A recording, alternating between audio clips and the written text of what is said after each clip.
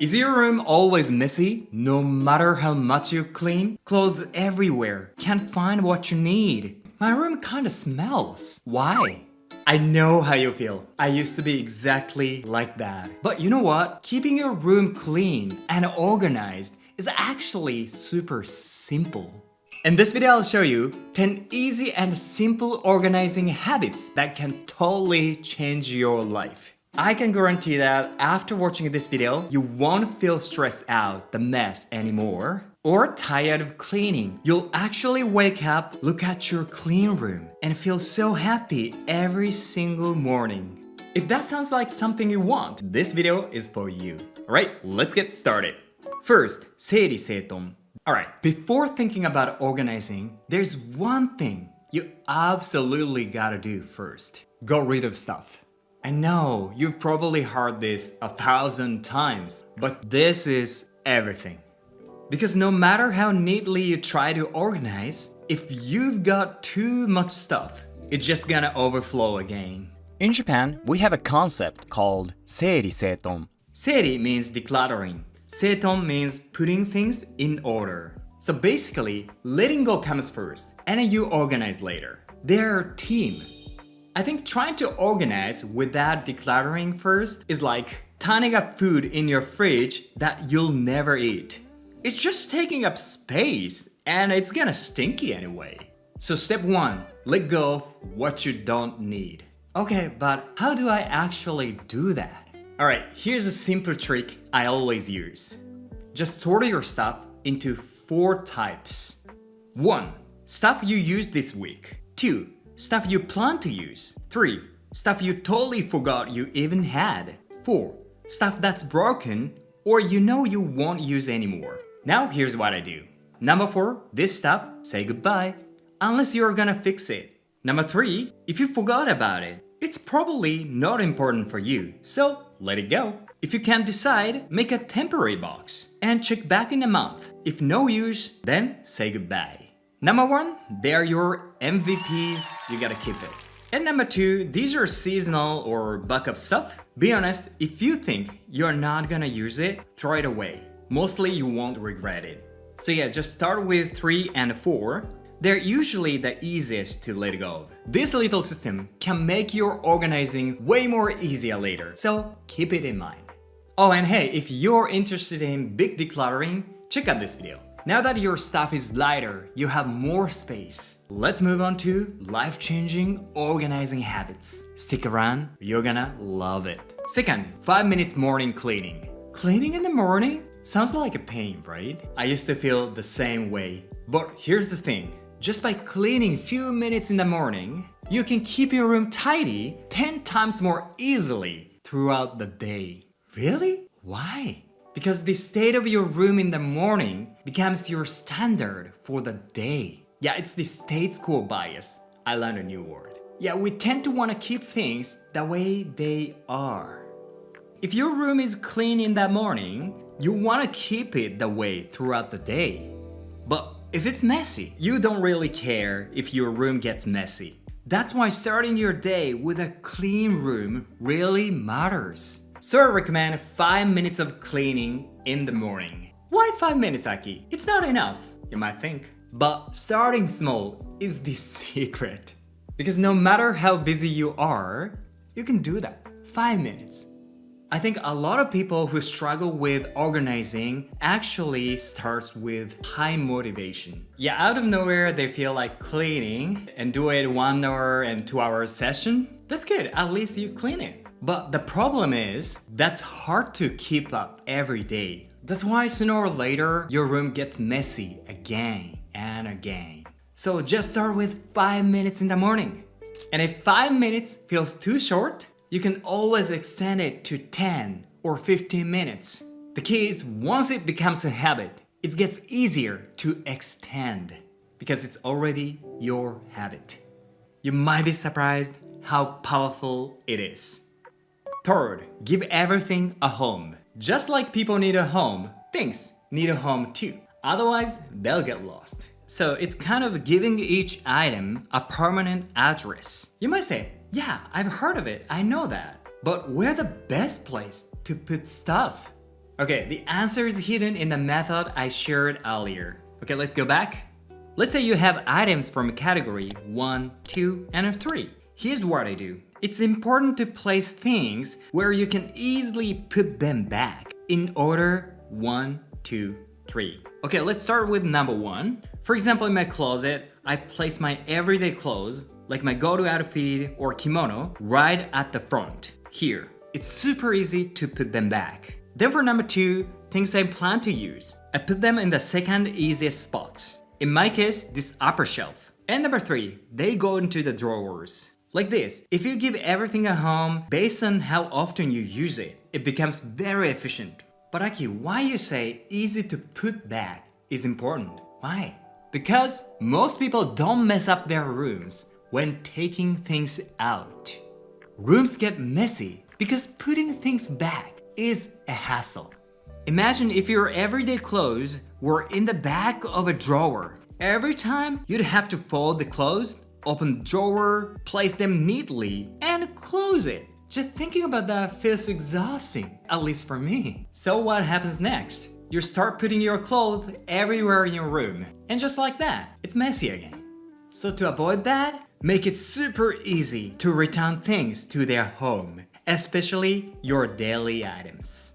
4th, create a home for your things. Okay, Aki, I get it. We need to give everything a home. But how to create it? I don't even have that kind of space.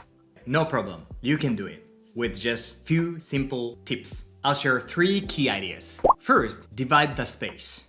For example, I like using these small boxes to separate my things. One for camera gear, one for books, one for small stuff. What's great about boxes is that you can categorize things easily. And about divider, I recently found the great way to divide things. Using these wire boards from a 100 yen shop. Look at this, stack them together and suddenly, boom, a 2-story house appears.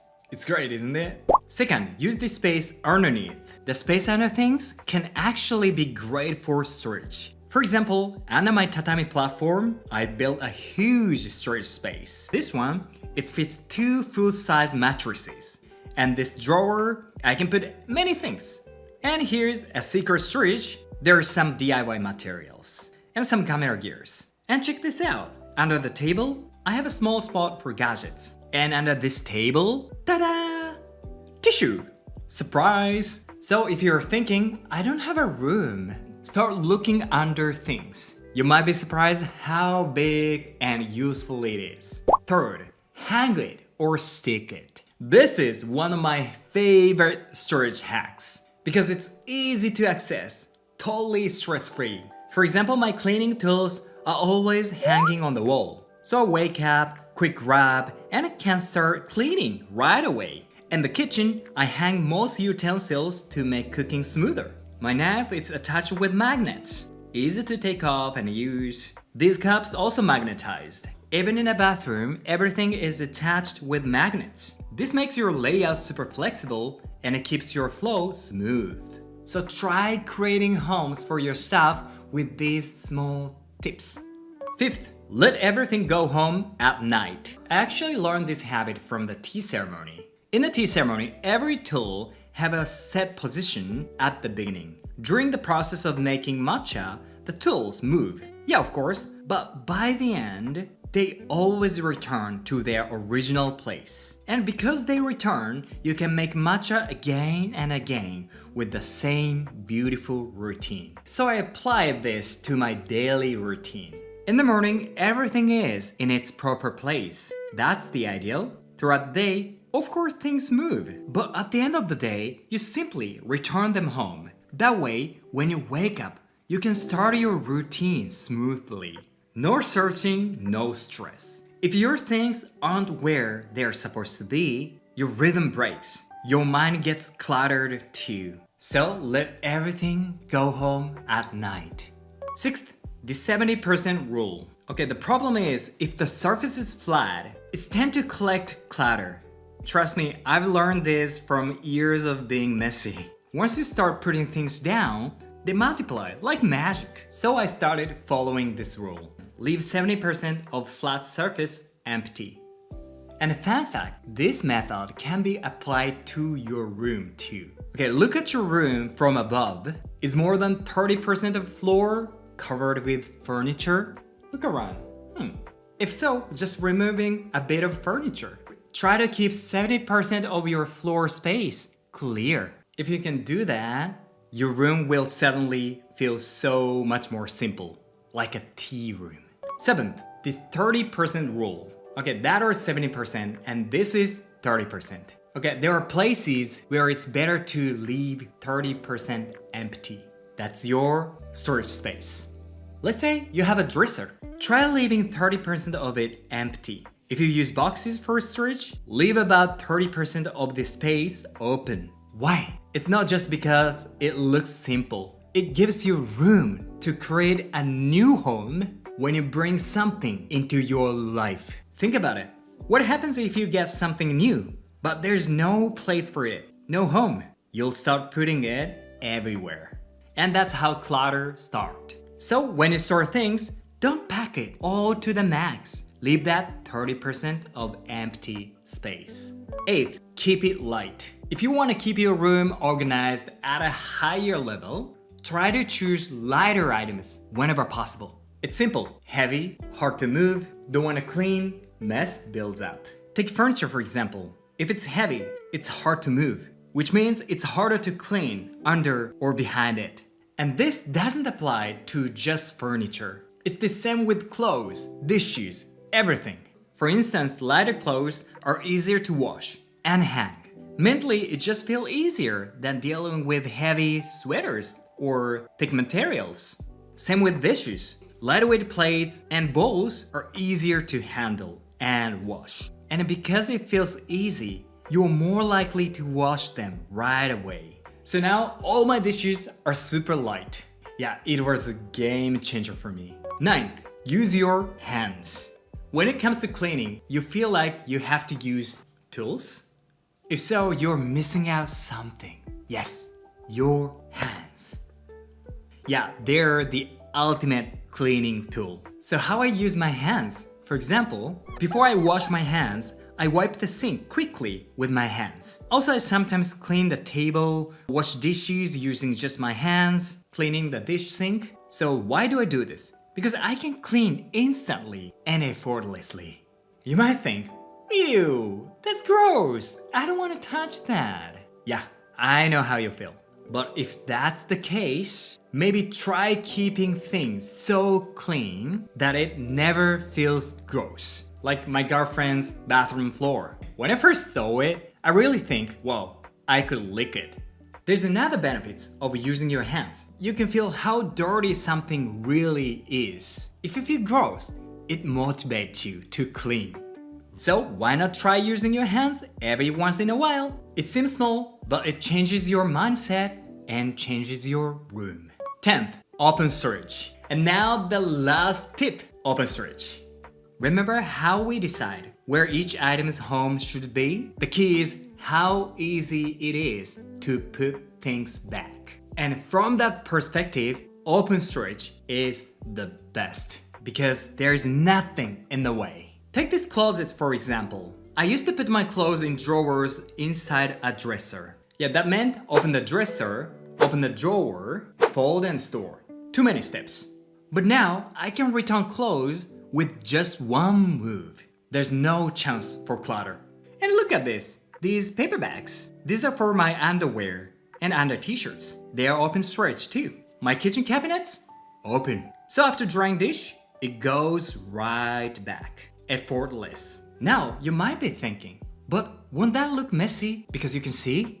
Yes, it can look messy if you have too much stuff. But if you keep your items to a minimum, even open storage looks clean and beautifully organized.